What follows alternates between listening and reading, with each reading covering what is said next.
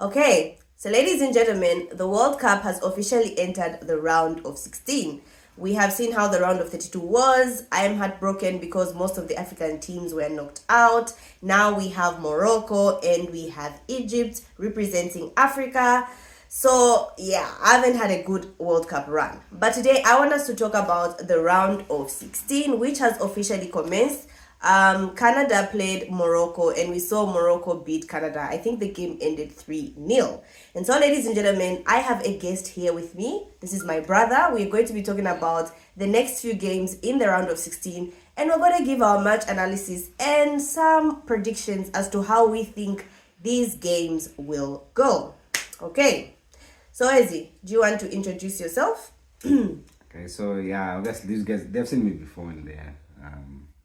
I'm Wezi, I'm the big brother to Priscilla, and today I'm very proud and very happy and always an honor to be part of the show.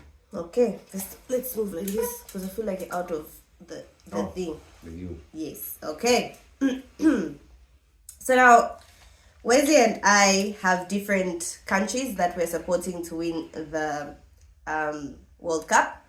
I'll just say this, I'm Messi, I'm pro Messi, he's pro Cristiano Ronaldo, so I think you understand the dynamic. But that aside, because obviously that's a lot. So we're going to start with the first game, so next game is Paraguay versus France. So as we're making this video, Paraguay and France is about to start. So by the time I'm posting this video, a winner would have already been made between Paraguay and France.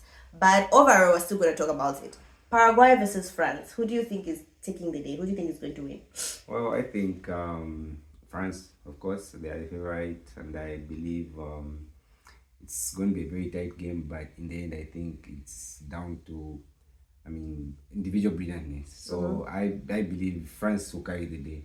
Versus Paraguay. Do you not think that South American teams have that stubbornness that, Yeah, we all know.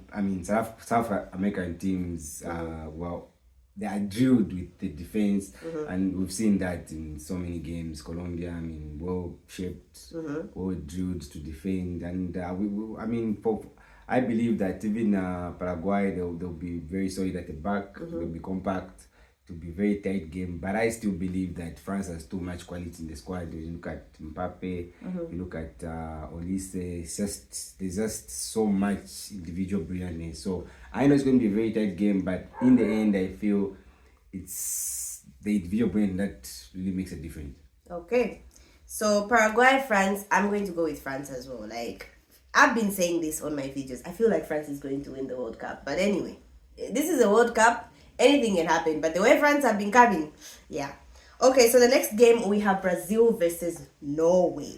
Brazil versus Norway. What do you have to say about this game? So this one is tricky, Priscilla, because when you look at Brazil's last game, I think they didn't really do much from what everyone expected. The whole world expected Brazil to beat, but they struggled in that game. I think Vinicius only came up in the second half. I think he had a quiet first half, and it was very difficult for players. We all know, Brazil has got good quality players. Yeah. But in the end, I think justice prevailed because everyone wants to see the Brazilian team go forward in this tournament.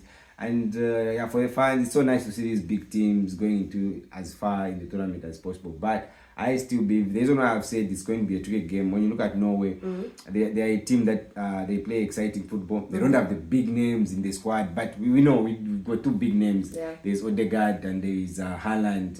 Haaland, give him one out of the 3 chances, just give him 2.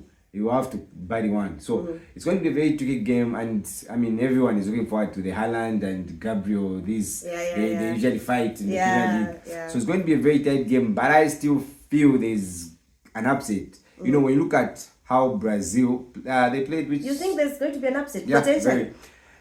So Brazil played. Who did they play in the last game? I forgot it. Okay, so Brazil played well. Brazil didn't play very well in that game. It was a very difficult game. It was a very tight game. The pressure, I think, most of the teams, they haven't had time to keep a lead because once they score, they always sit back. They want to defend, and Brazil came, they knocked. they brought in the likes of Martinelli until they pushed off forward. But Yeah. I still believe when you look at Norway and how they are playing their football. First, they are very playing exciting football, you know, and then they've got quality players on the ball. Give Odegaard space and he'll hate you. Yeah. So when you have the likes of Haaland in the team, trust me, any set piece, that guy is a goal poacher. So if Brazil are going to play the game they played and hoping that they might, you know, take it maybe in second half and what, I'm sure we're going to have a long night. Yeah. It's going to be a very, very long night. But I still believe there is a big upset because I still believe in Odegaard. Not just because he's my skipper at Arsenal, but we all know his qualities. He's going to find Haaland either way. So Haaland, from the 5 chances, I feel is going to score 1. Okay, so who do you think is going to win, Brazil or Norway? I still feel, when you look at individual brilliantness, I feel Brazil is going to carry the day. Okay. When you look at Norway, they just have 2 players who can rely on. But I feel there's going to be that upset. If Brazil are going to win, they're going to win in extra time. Okay. That's he. If you're betting. Oh. Okay. So I understand what you're saying. Even me, I haven't been convinced by Brazil. I still feel like they. You know the problem with Brazil is that there's a difference between winning as a team and playing as a collective as a team and playing as individuals. So when you look at Brazil, they are relying too much on Vini, you know, these individual Casemiros and what. But look at Norway. They are playing like a team. They are fighting for each other. Yeah. So it's very difficult. You know, united we stand, divided we fall. So I believe if Norway can play the way they are playing as a collective, because they don't have the superstars. Even the superstars who are there is humble guys. I mean, we really have drama from Odegaard. He's a one brilliant captain, good example. Haaland, we don't really know how to have scandals off the pitch, you know. But look at Vini and, you know, so there's that ego in the Brazil team. But look at Norway. It's just a small squad, brilliant young players. So for me, I believe Norway can cause an upset. Okay. Just in under a minute, because I don't want this video to be very long. Okay. Under a minute. Neymar? Well, just like someone said, is an AI, you know, footballer. I mean, plays. Yeah, but that's just a like moment. I think, for me, when I look at Neymar, I think they got him to come to World Cup for just a testimonial, I can say, just to say bye to the people, you know, to give all his years, what he's done for the country. I think it was just due that they take him to World Cup out of respect. Yeah. But I don't see any match of Neymar in this world. I don't think Neymar is going to take part in this game. Because in the last game, I think the coach knew it was that pacey game. He's past that age where he passed players, dribbles players. I don't think he has it now in his locker.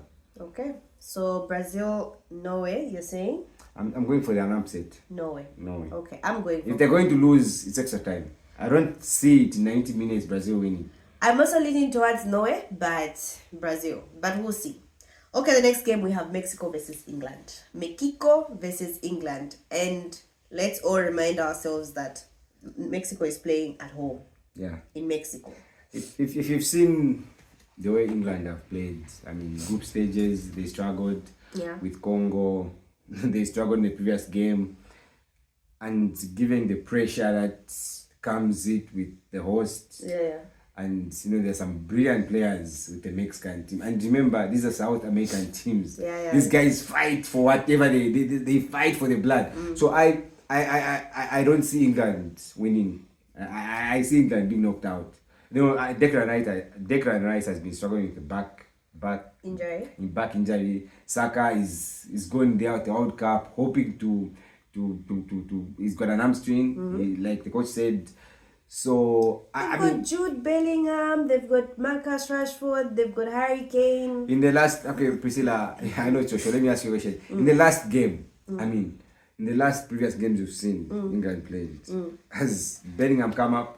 There was that previous one before this one in the round of 32 where he played. The previous one he was very active. I mean, he scored deciding goals.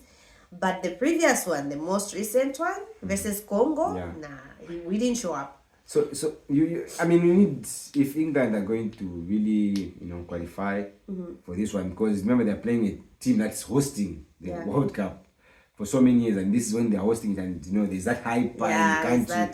So you need the big players to step up on that day. You need the Bellingham of this world, the Sakas of this world to come up with some brilliant Harry Kane. He has been fantastic, and like he's done over the years, he's been brilliant. I have no problem with Harry Kane, but I have the problem with the midfield.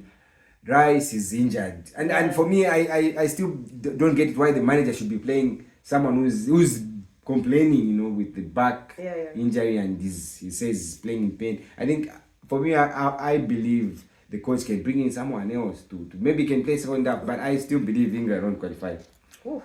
And I hope they don't, because I want our Arsenal players to rest. It's too much. It's funny, even me, I've been having those thoughts like, I want Manchester United players to rest. At least for us, Ahmad is back, so he's resting and everything.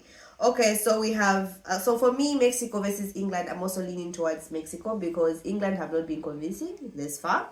Yes, they have Harry Kane and, like you said, Jude Bellingham, but are they going to show up? Are they ready for the big stage at a host stadium? And it's a hostile environment. A hostile environment. South American team. Yeah. It's like you're playing Argentina away. Oof. I know, in Argentina. Yeah. Oof, no. Okay, then we have the big one. Portugal versus Spain. Well, I'm gonna be honest. I'm a Ronaldo fan. Obviously. But looking at how we've performed and how the games have been going for Portugal, and looking at how Spain, it's full of energy, youngsters, tic-tac football. I believe Spain might win. With all due respect to my Cristiano Ronaldo, I believe he's going to retire on Monday. Is it Monday?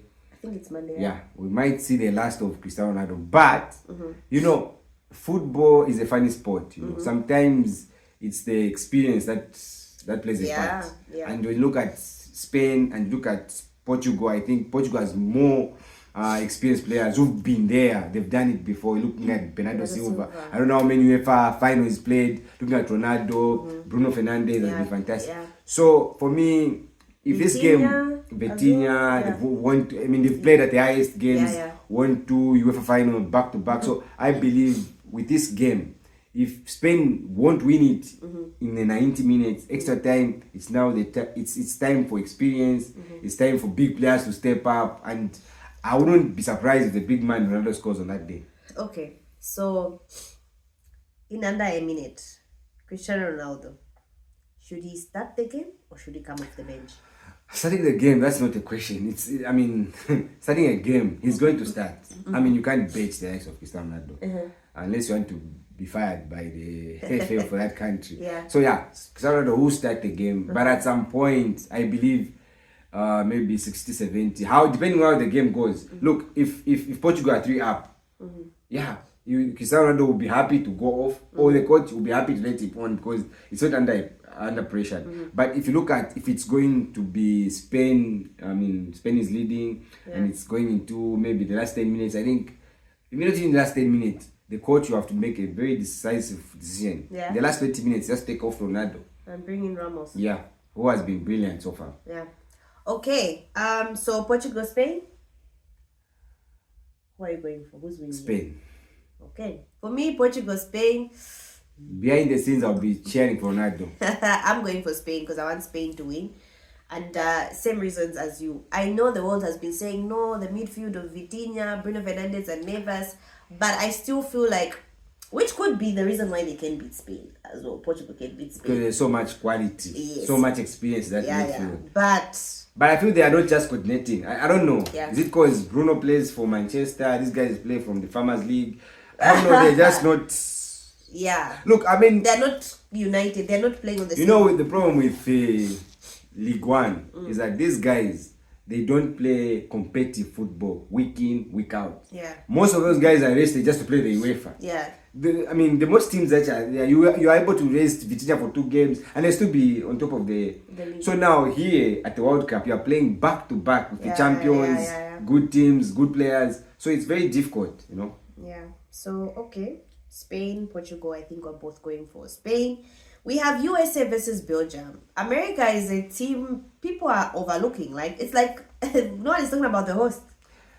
when you host a World Cup with how America, the magnitude of the games, the hype, the people having, I wouldn't be surprised if America goes all the way to the final. Okay. Why? Because of it's just it's the momentum of that country. Yeah. They're just refusing to lay down. So America is going to win, definitely. This is Belgium? Yeah, they're going to win, and I'm pretty sure they're going all the way, unless they meet Argentina, which I mean. No, but Belgium last game versus Senegal, we had 2 goals from Tielemans and Lukaku. So there's also the experience of Tielemans and Lukaku. Yeah, but when you look at, with all due respect, they played Senegal. When you look at how Senegal played that game, I think the coach, he was leading 2-0, but he got it all wrong. They decided to sit back, which I don't think American USA would do that. Once you go like you're leading, the best way to defend is to attack. Yeah. Okay, so I feel Senegal were too relaxed and they allowed now to Belgium to have the ball. I know players like Tielemans, Trossards of this world, if you allow them too much on the ball, probably they will find a weak link and they will create a chance. So for me, you don't really sit back and wait for those guys to be coming, wave after wave. And that's the mistake Senegal made. But I don't think USA, being the host at home with a crowd pushing them, urging them to go forward, they might sit back if they go down. No. Or even if they score, they'll keep on pushing and pushing. Okay, so USA versus Belgium? USA. Okay, so for me, I'm leaning towards Belgium. I feel like Belgium has more of the experience. Yes, USA has the host, fans. It has that momentum, like you are saying. But I feel like Belgium ages it over just experience. Yeah. Apologies, the dogs are barking. Then we have Argentina versus Egypt. The inevitable. He is inevitable. The question is, how do you stop that guy? We pray. How do you stop Messi? There's not been an answer. It's one question that has been a debate for this world. How do you stop that guy? Look, you can give him my marking. Yeah. You still lose the marker. Yes. So for me, let's just hope. I don't know. I don't have a way to stop Messi. But I believe that when you look at Egypt, I wasn't impressed with the last game they played. They played.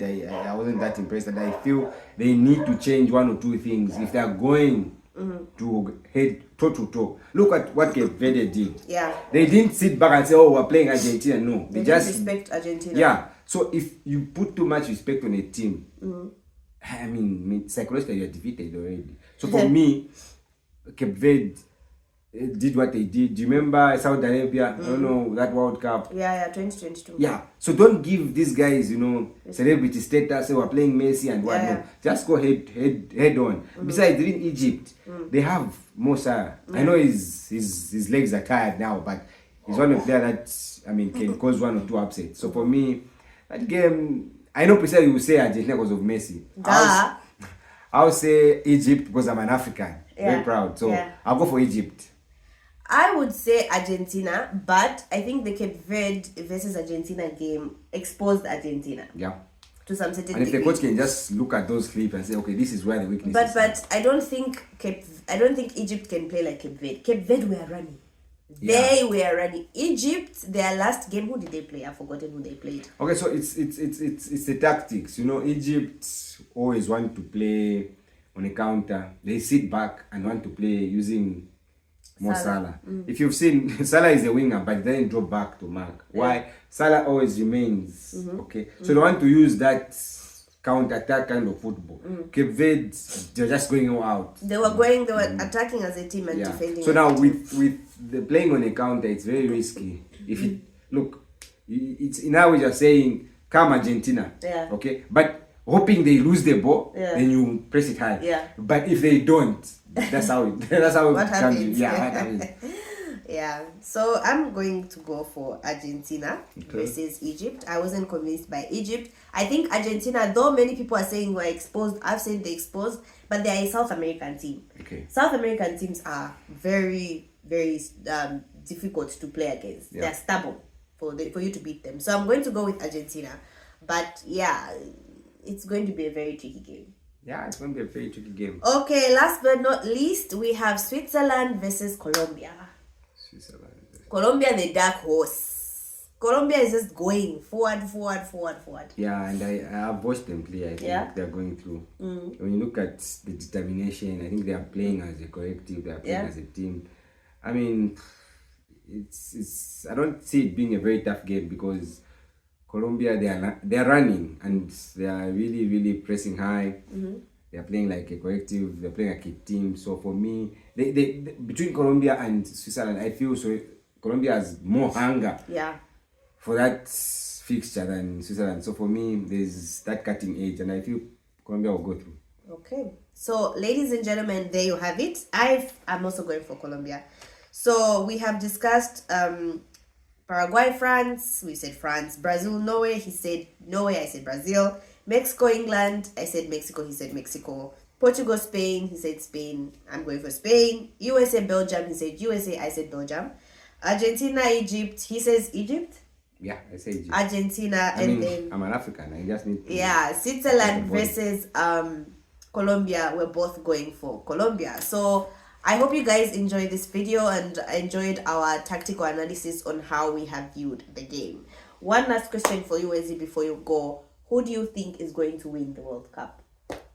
I hope Portugal wins it. But realistically. Realistically, France is getting there. It's winning the World Cup. Why is everyone saying France? Look, in 90 minutes, those guys have got brilliant players. So how do you keep Olise, Pepe for 90 minutes? I mean, yes, you can keep them. First half, you can keep them. You can get quiet. But there's always just one chance. And there's also Dembele. I mean, it's just too much of attacking football. I forgot about Dembele. You see? So. Yeah, so thank you so much, Wezi, for joining me for this video. I hope everybody enjoyed our video, and I can't wait to come back to this video to see if we were right with our predictions. Let me know in the comment section below, ladies and gentlemen, who do you guys think will be winning? Let me know your predictions, essentially. So yeah, so thank you so much, guys, for watching.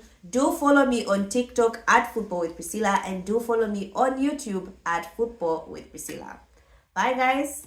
Bye. See you.